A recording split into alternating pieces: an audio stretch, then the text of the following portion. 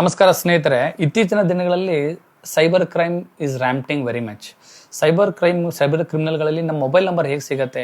ನೀವು ಯಾವುದೋ ರೀತಿಯಾಗಿರ್ತಕ್ಕಂಥ ಒಂದು ಬಟ್ಟೆ ಖರೀದಿ ಮಾಡಿರ್ತೀರಾ, ಮೆಡಿಸಿನ್ ಖರೀದಿ ಮಾಡಿರ್ತೀರಾ, ಯಾವುದೋ ಒಂದು ಕಡೆ ಟ್ರಾವೆಲ್ ಮಾಡಿರ್ತೀರಾ, ನೀವು ಫೇಸ್ಬುಕ್, ಇನ್ಸ್ಟಾಗ್ರಾಮ್, ಸೋಷಿಯಲ್ ಮೀಡಿಯಾಗಳನ್ನು ಓಪನ್ ಮಾಡಿದ ತಕ್ಷಣ ನಿಮ್ಗೆ ಏನು ಕಾಣಿಸುತ್ತೆ ಅಂದರೆ ಅದೇ ನಿಮ್ಮ ಪ್ರಿಫರೆನ್ಸಸ್ ಬರುತ್ತೆ.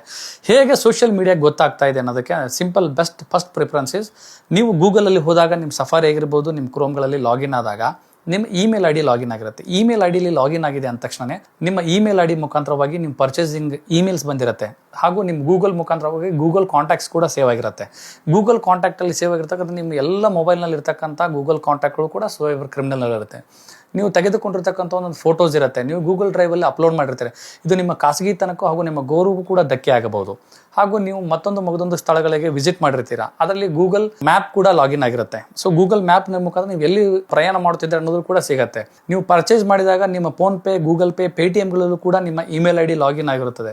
ಸೊ ಅದರ ಮುಖಾಂತರವಾಗಿ ಅವರಿಗೆ ಸೈಬರ್ ಕ್ರಿಮಿನಲ್ಗಳಿಗೆ ನೀವು ಯಾವ ರೀತಿಯಾಗಿರ್ತಕ್ಕಂಥ ವಸ್ತುಗಳನ್ನು ಖರೀದಿ ಮಾಡುತ್ತಿದ್ದೀರಿ ಅನ್ನೋದು ಕೂಡ ಗೊತ್ತಾಗುತ್ತೆ. ಅದರಿಂದ ಮಾನ್ಯ ಸ್ನೇಹಿತರಲ್ಲಿ ನಾನು ತಮ್ಮ ಎಲ್ಲ ಸ್ನೇಹಿತವರ್ಗದ ಹೇಳೋದಂದ್ರೆ ಇಷ್ಟೇ. ಸೊ ಯಾವುದೇ ಕಾರಣಕ್ಕೂ ಕೂಡ ನಿಮ್ಮ ಮೊಬೈಲ್ ನಂಬರ್ನ ಶಾಪಿಂಗ್ ಮಾಲ್ಗಳಲ್ಲಿ ಹೋದಾಗ ನೀವು ಮೊಬೈಲ್ ನಂಬರ್ಗಳನ್ನು ಕೊಡಬೇಡಿ. ಸೊ ಇದು ನಿಮ್ಮ ಖಾಸಗಿತನಕ್ಕೆ ಧಕ್ಕೆ ಆಗುತ್ತದೆ, ಹಾಗೂ ಇದು ಸೈಬರ್ ಕ್ರಿಮಿನಲ್ಗಳಿಗೆ ಆಹಾರವಾಗುತ್ತದೆ. ಅದೇ ರೀತಿಯಾಗಿರ್ತಕ್ಕಂಥ ನಿಮ್ಮ ಇಮೇಲ್ ಐ ಡಿನೂ ಕೂಡ ನೀವು ಗೂಗಲ್ ಕ್ರೋಮ್, ಸಫಾರಿ ಬ್ರೌಸರ್ಗಳಲ್ಲಿ ಲಾಗಿನ್ ಆಗಿರಬೇಡಿ.